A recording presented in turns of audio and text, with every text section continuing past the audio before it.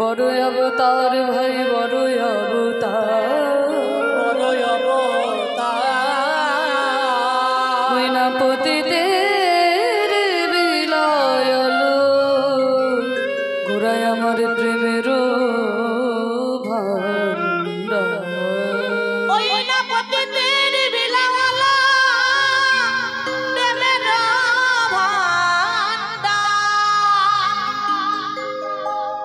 পতিতে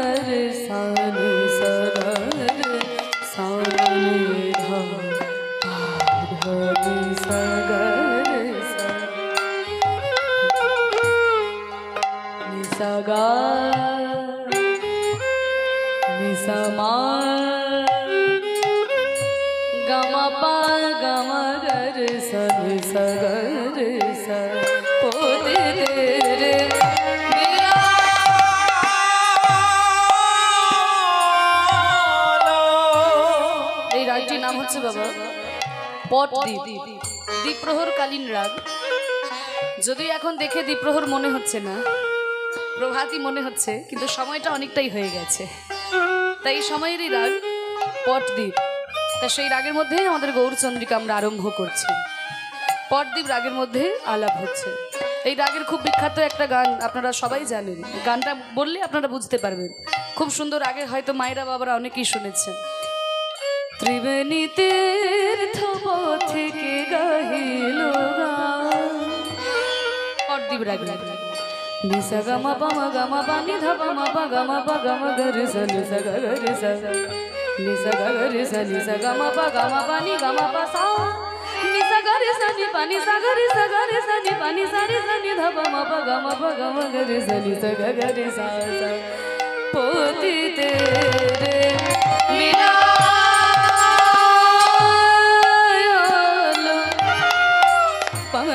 गमा पानी सा गरे सा नि धबा गरे सा नि सा गरे सा पमा पानी धबा सा नि सा गरे सा नि धबा नि धबा गरे सा नि सा रे सा नि सा पोते तेरे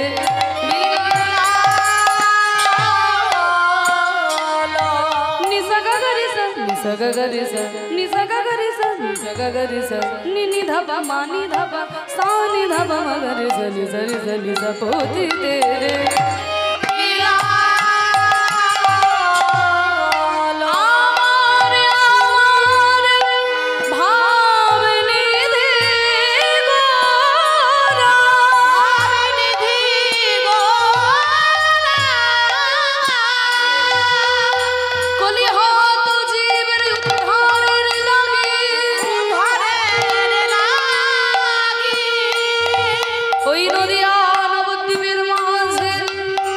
সোনার বরণ গৌর হয়ে অবতীর্ণ হলেন।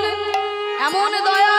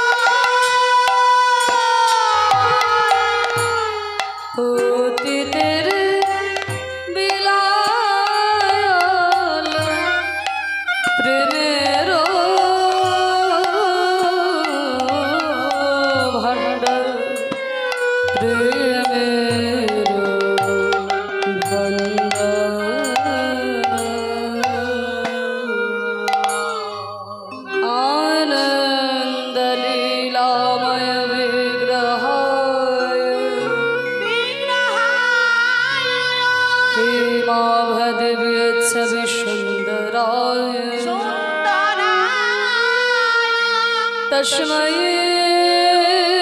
महाप्रेम रस प्रदाय चैतन्य चंद्राय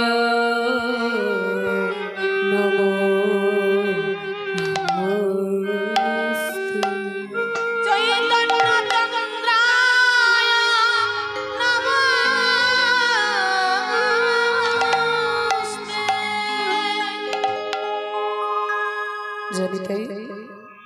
उपस्थित सकल गौर अनुरागी कृष्ण भक्तवृंदेर श्री चरणे आमार कोटि कोटि दंडवत प्रणाम। हरि बोल हरि बोल। आज के आपनादेर एई कांद्रार श्री श्री ज्ञानदास श्री पाठे এই যে ভুবন মঙ্গল হরিনাম সংকীর্তনের আয়োজন করা হয়েছে। এই হরিনাম সংকীর্তনে ভক্ত একদিকে ভগবান একদিকে, আজকে ভক্ত ভগবান আমরা দুজনকেই কাছে পেয়েছি। সেইখানে গৌর গোবিন্দের কথা রস আস্বাদন এ আমার বহু জন্মের সৌভাগ্য। যার কথা তিনি শুনছেন মহাপ্রভুর কৃপায়, রাধা গোবিন্দের কৃপায় এবং আপনাদের চরণ ধুলিতে এই অঙ্গনটি যেন আজকে মধুর বৃন্দাবনে পরিণত হয়েছে। আপনাদের কাছে আসতে আমার একটু দেরি হয়ে গেল, কারণ আমি আপনাদের কাছাকাছি থাকলে কি হবে, আমার সম্প্রদায়ের সব অনেক দূরে দূরে, তাই যা ঠান্ডা পড়েছে এই ঠান্ডার মধ্যে একটু আপনাদের একটু অপেক্ষা করতে হলো। যাই হোক, আপনারা কিছু মনে করবেন না। আপনাদের এখানে আসতে পেরে সত্যিই নিজেকে বড় ধন্য বলে মনে হচ্ছে। আপনারা এই জ্ঞানদাসের শ্রীপাঠ এবং শুধুমাত্র তো জ্ঞানদাসের শ্রীপাঠ নয়, এই যে শশী শেখরের পাঠ রয়েছে, আরও কত পাঠ রয়েছে, তাই একটা গ্রামের মধ্যে এতগুলো শ্রীপাঠ, তা সেইখানে আপনারা বসবাস করছেন। আপনারা তো কীর্তনের পদাবলী সেই ছোটবেলা থেকে শ্রবণ করছেন, কীর্তনিয়ারা না জানে, আপনারা তার থেকে অনেক বেশি জানেন। তাই আপনাদের কাছে আমি কি গাইবো আমি জানি না, যেটুকু পারি আমি আস্বাদন করার চেষ্টা করব। বড় ভালো লাগছে, আপনারা আশীর্বাদ করবেন যেন এইভাবে হরিনাম সংকীর্তনের রস পান করতে পারি সারা জীবন। প্রভু যেন কৃপা করেন, এইভাবে নাম সংকীর্তন যেন গাইতে পারি। তাই চৈতন্য মহাপ্রভু অবতার হয়ে আমাদের মাঝখানে এসেছেন। এই চৈতন্য অবতারকে বলা হচ্ছে বড় অবতার। পদকর্তা পদাবলীর মধ্যে বলছেন যে বড় অবতার ভাই বড় অবতার, দেখো পতিতের বিলায়ল প্রেমের ভান্ডার। চৈতন্য মহাপ্রভুকে বলা হচ্ছে বড় অবতার। কেন? মহাপ্রভুর আগে তো কত বড় বড় অবতারই আমাদের মাঝখানে এসেছে, কই কাউকে তো বড় অবতার বলা হলো না। মহাপ্রভুকে বলা হচ্ছেন বড় অবতার। কেন? কারণ মহাপ্রভুকে বড় অবতার বলার অনেক কারণ আছে। হ্যাঁ, অনেক কারণ আছে। প্রথমটা হচ্ছে না পতিতের বিলায়ল প্রেমের ভান্ডার। চৈতন্য মহাপ্রভু অবতারের ফলে বাংলার বুকে বিশেষ বিশেষ কিছু পরিবর্তন হয়েছিল। বিশেষ বিশেষ কিছু পরিবর্তন হয়েছিল। কি কি পরিবর্তন হয়েছিল এই পদাবলীটিতে বলা হচ্ছে। প্রথম কি পরিবর্তন হলো না পতিতের বিলায়ল প্রেমের ভান্ডার। মহাপ্রভু কি করেছিলেন না যারা আমাদের মতো পতিত জীব, যাদের কথা কেউ কোনোদিন ভাবে নাই, তাদেরকে নিয়ে চৈতন্য মহাপ্রভু ভেবেছিলেন। তা না হলে আগেরকার দিনে মনে করা হতো কি না যত শাস্ত্রীয় সম্পদ, যত ভালো ভালো জিনিস সব বামুন আর কায়েতদের জন্য, বাকি সবাই অমানুষের দল। কিছু মনে করবেন না, এইরকম একটা ধারণা কিন্তু আমাদের সমাজে ছিল কিনা বলুন, যে ব্রাহ্মণ ক্ষত্রিয় যারা রয়েছেন তারাই সর্বশ্রেষ্ঠ আর বাকি সবাই অমানুষ। এইরকম একটা ধারণা আমাদের সমাজে ছিল। কিন্তু এই ধারণাটা চৈতন্য মহাপ্রভু ভেঙে দিলেন যে না, হরি নামে কোনো ভেদাভেদ নাই, কৃষ্ণ নামে কোনো ভেদাভেদ নাই, হরি নাম সবাই করতে পারে, কৃষ্ণ নাম সবাই গাইতে পারে। তাই তো চৈতন্য মহাপ্রভু বললেন, ওরে জেনে রাখ, ব্রাহ্মণ হয়ে চণ্ডাল হয় যদি কৃষ্ণ তেজে, আর মুচি হয়ে শুচি হয় যদি কৃষ্ণ ভজে। এটা যে মহাপ্রভুর শুধুমাত্র একটা ছড়া তা কিন্তু নয় মাগো, এর ভিত্তিতে শাস্ত্র প্রমাণ রয়েছে। কারণ আজকে 2024 সালে দাঁড়িয়ে কথাটা মেনে নিতে আমাদের কোনো অসুবিধে নেই, কিন্তু ভেবে দেখুন আজ থেকে 500 বছর আগে যখন মহাপ্রভুই কথাটি বলছেন, তখন তো সমাজ এতখানি উন্নত ছিল না। সমাজে মানুষে মানুষে এতটাই ভেদাভেদ ছিল যে ব্রাহ্মণ শূদ্রের ছায়া পর্যন্ত ডিঙিয়ে যেত না। কোনো শূদ্রের ছায়াও যদি ব্রাহ্মণের গায়ে লেগে যেত, সঙ্গে সঙ্গে ব্রাহ্মণ গঙ্গার জলে গিয়ে স্নান করে আসতো। এইরকম একটা সময়ে দাঁড়িয়ে যখন মহাপ্রভু বলছেন, ব্রাহ্মণ হয়ে চণ্ডাল হয় যদি কৃষ্ণ তেজে, নবদ্বীপের ব্রাহ্মণ সমাজ নিমাই দিকে আঙুল তুললো, নিমাই তুমি কেমন কথা বলছো? আর নিমাই তো আর আমাদের মতো সাধারণ মানুষ ছিল না, নিমাই হচ্ছে মহাপণ্ডিত। সঙ্গে সঙ্গে নিমাই শাস্ত্র দেখিয়ে দিল যে দেখুন ব্রাহ্মণগণ, আমি যে কথা বলছি তার তো শাস্ত্র প্রমাণ রয়েছে। কারণ 18 পুরাণের মধ্যে শ্রেষ্ঠ পুরাণ শ্রীমদ্ ভাগবত পুরাণে প্রহ্লাদ মহারাজ বলেছেন, বিপ্রাত বিসর্গনয়তাতরবিন্দ নাভ পাদারবিন্দ বিমুখাত স্বপচল বরিষ্ঠম মন্যে তদর্পিত মনোবচনে হিতার্থম প্রাণং পুনাতি শকুলং নত ভূরি মানঃ। ভাগবতে বলছে যে বিপ্রাদ বিসর্গনয়তাতরবিন্দ নাভ পাদারবিন্দ বিমুখাত স্বপচং বরিষ্ঠম। ব্রাহ্মণ দ্বাদশ গুণযুক্ত ব্রাহ্মণ, কিন্তু সেই ব্রাহ্মণও যদি ভগবানের চরণ দুটো থেকে সরে চলে আসে, তাহলে ওই ব্রাহ্মণের থেকেও আমি চণ্ডালকে শ্রেষ্ঠ বলে মনে করি। সে ব্রাহ্মণ বংশে জন্মগ্রহণ করেছে, জীবনে কোনোদিন গায়ত্রী মন্ত্র উচ্চারণ করে দেখেন। সে ব্রাহ্মণ বংশে জন্মগ্রহণ করেছে, জীবনে কোনোদিন নারায়ণের চরণে তুলসী পাতা দেয় না, পৈতেটাকে আম গাছের ডালে তুলে রেখে দিয়েছে। এমন ব্রাহ্মণ অনেক আছে।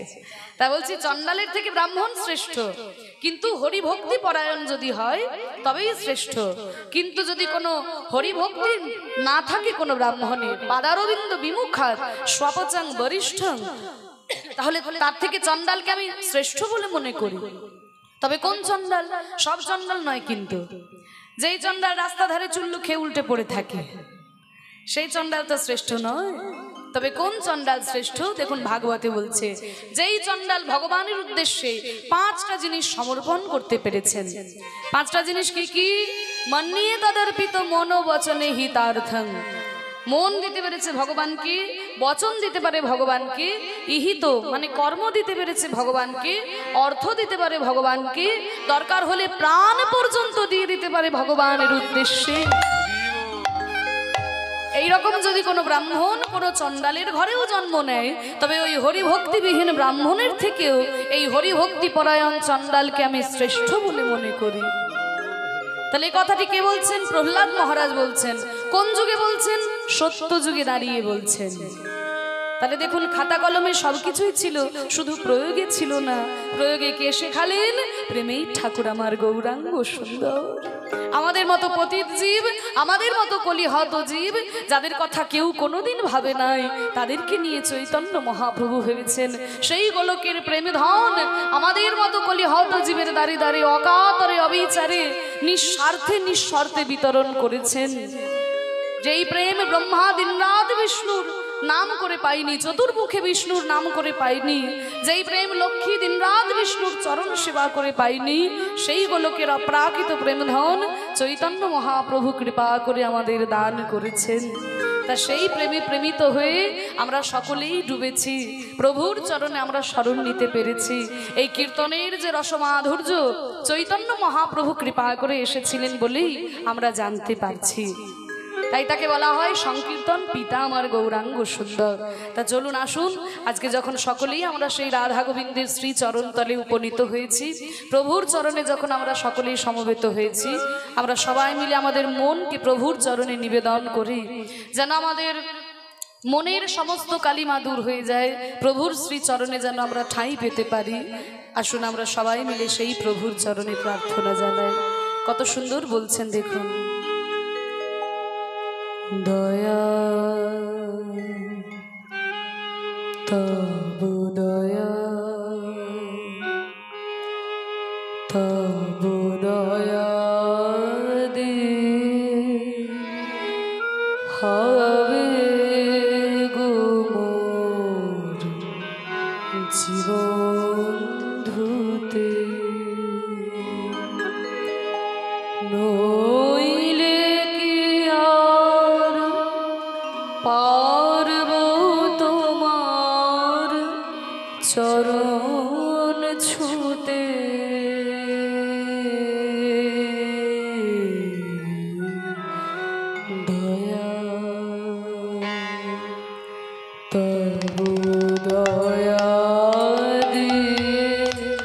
হবে গো মোর জীবন ধুতে, নইলে কি আর পারব তোমার চরণ ছুতে, দয়া তব দয়া দিয়ে হবে গো মোর জীবন ধুতে।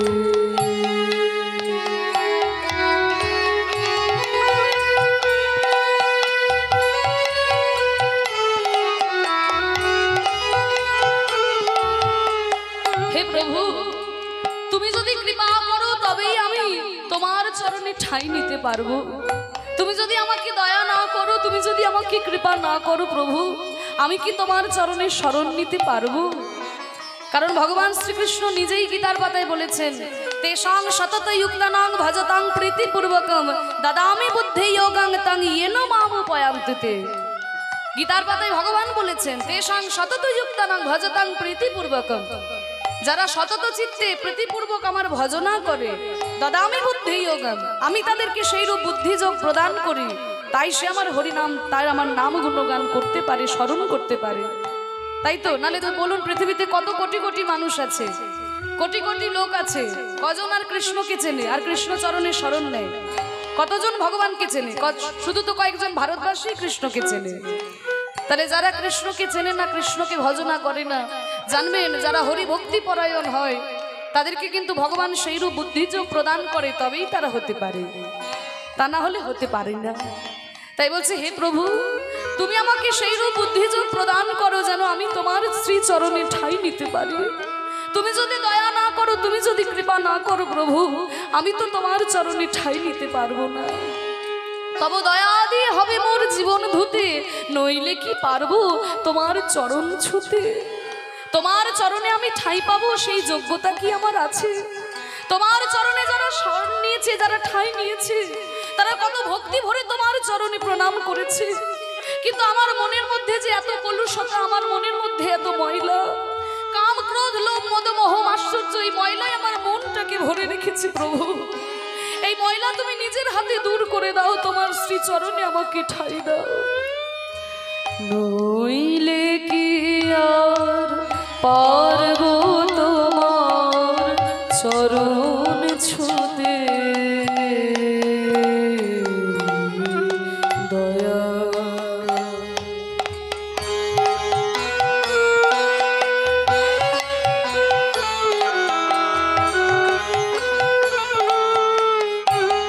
ভগবান বললেন, বাহ, সারা বছর তো আমাকে মনে পড়ে না বাবা, এই রাস্তা দিয়ে হাজারবার পেরিয়ে যাও, একবার আমার শ্রীপাদে প্রণাম করো না।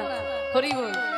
এই হরিনাম হচ্ছে যখন, এই 4-5 দিন 6 দিন কীর্তন হচ্ছে, তখন আমার কাছে আসছো, এসে একদম কীর্তনিয়ারের সাথে এত সুন্দর প্রার্থনা, চোখের জলে ধুয়ে মুছে যাচ্ছ কেন? কি দুঃখ তোমার, কি কষ্ট তোমার? বলে, প্রভু, আমার কি দুঃখ, আমার কি কষ্ট, এতদিন আমার তোমাকে মনে পড়েনি কেন জানো? আজকে মনে পড়েছে। কেন মনে পড়ছে এবার আমি তোমাকে বলি। কত সুন্দর লিখছে দেখুন, এই গানটি লিখেছেন বিশ্বকবি রবীন্দ্রনাথ ঠাকুর, কত সুন্দর তার নিবেদন। বলছে কি, তোমায় দিতে পূজার ডালি বেরিয়ে পড়ে সকল কালি, তোমায় দিতে পূজার ডালি বেরিয়ে পড়ে সকল কালি, পরাণ পারিনি তাই পাই থুতে। তোমায় দিতে পূজার ডালি বেরিয়ে পড়ে সকল কালি। আমি এতদিন তো সংসারের ময়লার মধ্যে ঘাটছিলাম, সংসারের ময়লাই ছিলাম, তাই আমার মনের মধ্যে এত ময়লা আমি বুঝতেই পারি নাই। হরি বল। কিছু মনে করবেন না মাগো, হয়তো এমন একটা জায়গায় আপনি বাস করেন, সেখানে সবাই ময়লা নোংরা হয়ে থাকে, আপনিও যদি থাকেন আপনার কিছু মনেই হবে না। কিন্তু হয়তো এমন একটা জায়গায় গিয়ে আপনি পড়েছেন যেখানে সবাই পরিষ্কার পরিচ্ছন্ন, এবার আপনি যদি ওখানে ময়লা হয়ে দাঁড়ান, তা নিজেকে কেমন ঘিন ঘিন করবে না? এই ছি ছি ছি ছি, দেখো এখানে সবাই কত নোংরা পরিষ্কার পরিচ্ছন্ন, আর আমি কেমন একটা ময়লা জামা কাপড় পরে এলাম, তা নিজেকেই কেমন ঘিনঘিন করবে। তা আমি যখন ওই সংসারের ময়লায় ঘাটছিলাম, আমার মনের মধ্যে দুঃখই ছিল না, আমি জানতামই না আমার মনের মধ্যে ময়লা। কিন্তু যখন আমি তোমার চরণে এলাম, তোমার কীর্তন আমি শ্রবণ করলাম, জানতে পারলাম ভক্ত কত ভক্তি ভরে তোমার স্মরণ করেছে, তখন আমি বুঝতে পারলাম আমার মনের মধ্যে হিংসা, ছল, জচ্চুরি, জুয়া, বিদ্বেষ, এই ময়লাতে আমার মনটা ভরে রেখেছে। কিন্তু এই মনটা আমি তোমার চরণে দেব কি করে?